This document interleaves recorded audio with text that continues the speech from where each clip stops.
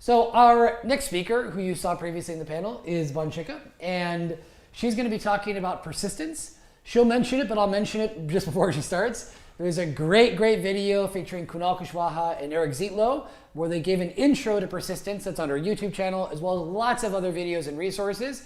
But I don't want to take any more of Vanshika's thunder. So Vanshika, whenever you're ready, you can share your screen and start your presentation. Oh, and your microphone. All right. Cool. Yeah.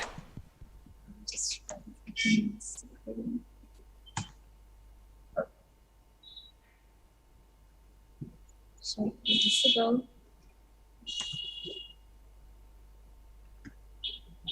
But I hope it's visible. It's visible. It looks great. Amazing slides. All right. Great. So, hello everyone. Once again, it's me, Vanshika Srivastava, a DoK community intern, and I am very excited about the entire, as Bart said earlier, that it's completely a movement and just not an event. So I'm very excited about DoK Students Day and things that are coming up ahead. So today I'll be talking about persistence. So my fellow co-intern, Kunal Verma, he just spoke about stateless and stateful workloads, but why and how do you come into the stateful workload world is how persistence can help you out. So let's move ahead. I think pretty much you know about my community. Very welcoming. Everybody is welcome. No matter what background you come from, you are just welcome in a community. You can just join the Slack. The link is already there in the description. So get into a community and the rest follows. So when I say persistence, what do you infer from it? It refers to a state that continues to exist even after the process that created it ceases or ends. This is kind of theoretical meaning, I would say, but I'll explain you with a very simple example. 2 days ago, we saw that the servers were down, but did your data got deleted? When you went back, when the apps were back online, you had all the data that were saved, your pictures, your text, everything was stored, right? So we can call that as a persistence, because even after the process died, even after we can say that entire server went down, your data was right there. Another example, a shopping app. If it crashes, you do not have to do shopping once again because you already have got the stuff right in there. So you won't do the shopping process again and again. So persistent, we sometimes don't even know that we are using technologies in our daily lives until we face something like this. So I would say a very big example of persistence was something that happened 2 days ago, which is the server down and the internet outage and everything. All right, let's move ahead. Let's get something more in sense of data persistence and in Kubernetes world. So when I say persistence, it always exists in stateful applications. That is what you can relate with Kunal's talk. So it exists in the stateful application. And for that purpose, a database is very necessary because that is where your data will be stored.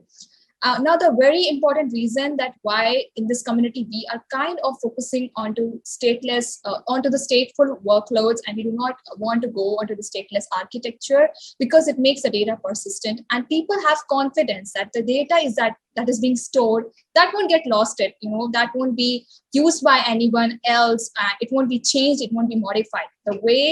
Whatever the state it is in, it will stay in that state. Okay, and last but not the least, a very important, I would say, point is that persistent exists in pod. I know I did say a technical term, but I will explain you. Okay, so now, as you must be seeing this thing that you must be thinking that where this persistent come, where is it located actually? Okay, so first of all, you can see a node, a pod, a container. Whether is it inside the pod, whether it's a node or container.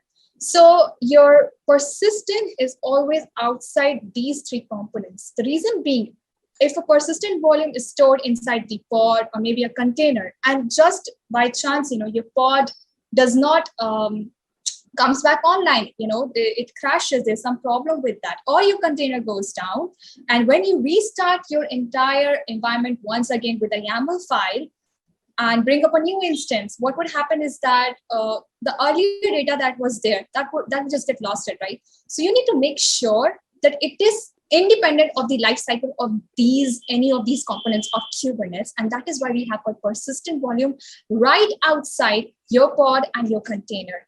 We also have PVC and we also have storage class. We'll be looking into all these components very soon. But I would explain you these concepts with an example before we get into the more technical part, all right? So what you can think about is that think that you're going to a shop, all right? And you want to buy a packet of cookie.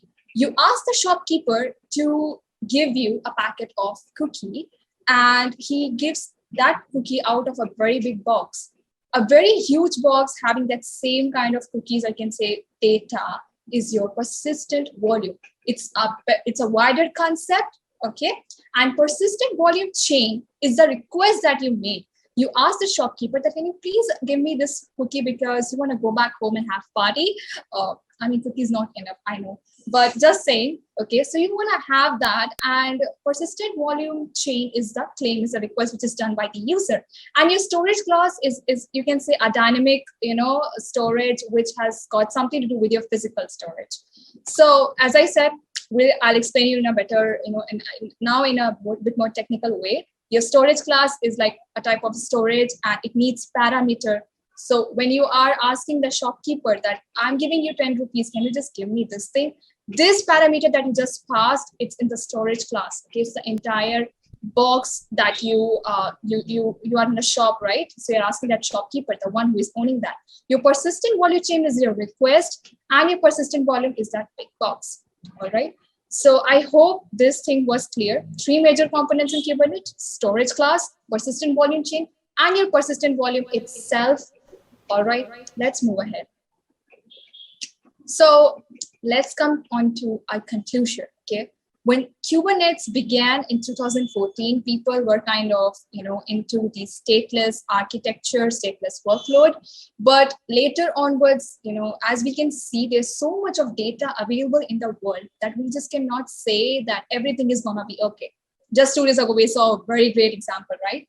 So for that purpose, Kubernetes had this entire, advancement in the technology, the containerization technology, having the, the stateful workloads in the movement, and, people adopting that. Although the architecture might be a bit more, hard, but it still resolves the main issue of the users, which is to store the data and to make it persistent, to make it available at any point of time and at any place.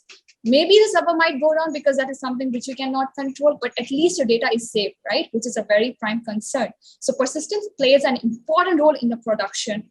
And therefore, I would say Kubernetes and the stateful workloads and the persistence is here to stay in this community, in this entire world. And more and more I would say companies are trying to get into stateful workloads just because of this reason.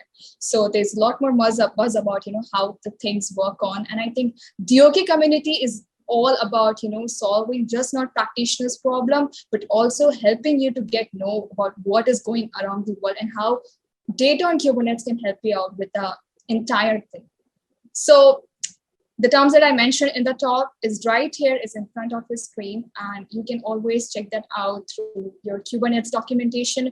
We have got Tech with Nana, which is a very great resource, and the resource which was like a prime resource which helped me out to gain a better concept about the entire thing. It was a session which was done by Kunal Kushwaha, the CNCF ambassador, and Eric on this very channel, DoK channel. So yeah, that also helped me. So you can definitely check that out. And this PPT will be shared. We will have a whole lot of resources that will be shared to you. So you don't have to worry about any of this. All right. And a very big shout out to Bart Ferrer and Kunal Kushwaha. They have helped me a lot to, to be what I'm able to do today. And also in a knowledgeable sense, I would say that I have gained a lot of experience and knowledge. So thank you so much, both of you, for guiding me and supporting me. And thank you to all the amazing listeners who are here, who are still here with me and listening to the entire talk. I really hope, the day goes well, the entire event goes well. And also, I want to know if somebody here is like a Marvel fan, Avenger fan, okay? Because it's just that, I would say persistent volume is something that you can say it's inevitable in Kubernetes cluster world if you have a stateful workload. So you can just think about something which just doesn't goes away. Persistent volume is very important. So let me know in the comments section. And I really hope this talk helped you out to gain the concept, the main, persistent, more concept about persistence and these stateful workloads. Thank you so much. Amazing, absolutely incredible, and we're already getting great comments as on top of the amazing comments we already got in the YouTube channel about Marvel. So really quickly, who's your favorite? Oh, Avenger? great! Who's your favorite Avenger or Marvel superhero? Mine is okay. Mine is Iron Man. I really miss him a lot, to be honest. I think a lot of us misses him because he was a great personality, and he's somebody who would always, every time I would see that, I would feel like, there's something about AI that I could do. And Python is that was my first ever programming language at the age of 16. So there's like a kind of a correlation that I find that maybe AI, maybe some stuff. So yeah, it's a great thing. If it serves as a source of inspiration, that's the most important thing. But yes. Anyway, it came up a little bit earlier actually in the panel with Kunal Kushwaha, where he was saying that he didn't know about your academic background. I think just for the folks that are out there, because we've already got some comments about that too, Vanshika, how has it been for you as someone who didn't necessarily have the same background as some of the other folks in the community, but I think that also provides certain advantages. Anyway, just want to know, what do you think about that? Okay, so the first time I would say that I realized I wanted to go in tech is like, there's no, to be like being very honest here, I did not have a specific time. Since I was a, we can say 5-6-year-old child, I always found myself, very interested in computers. But as I was getting nearer to my +2, right, that's when we have to choose our subjects. I realized that I don't really like mathematics and science, but I really love computers. And also I had a lot of interest in management field. So I did not want to leave that thing behind. And therefore I went with a very unconventional, you can say, combination of subjects, which is commerce and IP, which has got nothing to do with each other. A lot of people, they take commerce with mathematics. So I went with that. And I was like, if I love something, regardless of what my background is, I will still make into it. That was my entire, thought process while choosing it. And a lot of people kept on saying, you're not doing engineering. You might not get into it ever. But today I go to those people and when I talk to them and I tell them I'm doing tech stuff, and I'm doing so much more than that. Like DevRel is something that I really, really enjoying since 4 months since I've been, in DoK. I feel myself, this is what I want to do. Yep. So that is a very, very great experience and a thing to tell to people that here in India, people are very much specific about your background, but I don't want my background to define me. I don't want that thing my college to define me. I want myself to be like, my own, the identity about what I want to do in the community and how I want to take things ahead. So that is it. Nobody inspired me. It was just my own, your personal calling. You should always know that you should just sit down and think that, okay, everybody is doing this thing, but is this what I want to do? And if you just really think about it for like 3 days only, 3 to 4 days, I think you will get to know that what you actually want to do. And there are so many other ways to achieve the same goal that other people are having, but your journey might be different. And that is what makes you a different person from the rest of the people who are there in the room. Very, very good points. I think we spend so much of our lives trying to look at other people and thinking about them and not so much about ourselves.